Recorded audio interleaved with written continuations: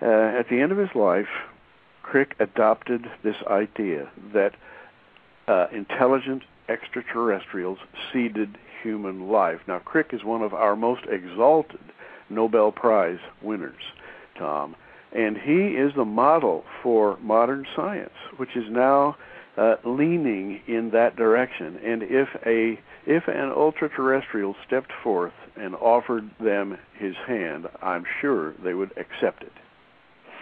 I've only got time probably for one more question, and it will be equally as cerebrally challenging for a guy like me, but not for you.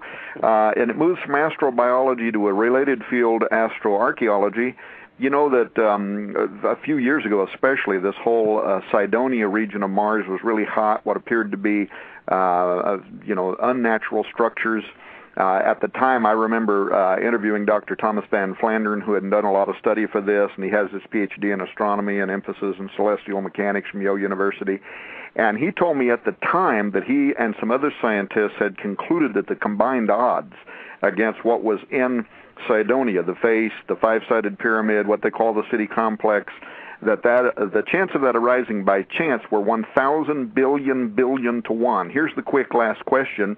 Whether it's Mars or some other place, do you think that there will ever be a discovery of extraterrestrial archaeological evidence, and or if there ever was, would this be physical remains of this earlier reference you made to this prehistoric war, maybe when Lucifer was cast down, or would it be something else?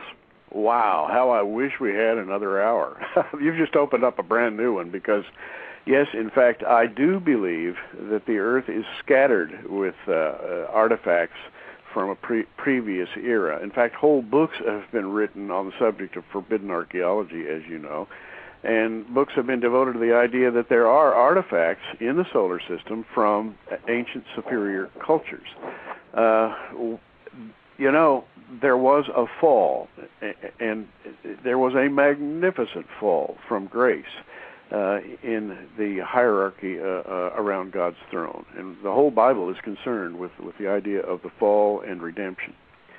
And Tom, I believe that fall is far more complicated and far more widespread than most Christians generally believe. Usually we reduce it down to a couple in the garden and a forbidden fruit and a little serpent there who kind of stepped up with some advice for Eve.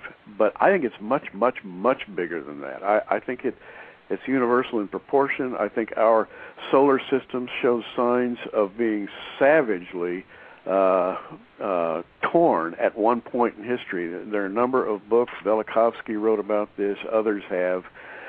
Planets seem to have exploded.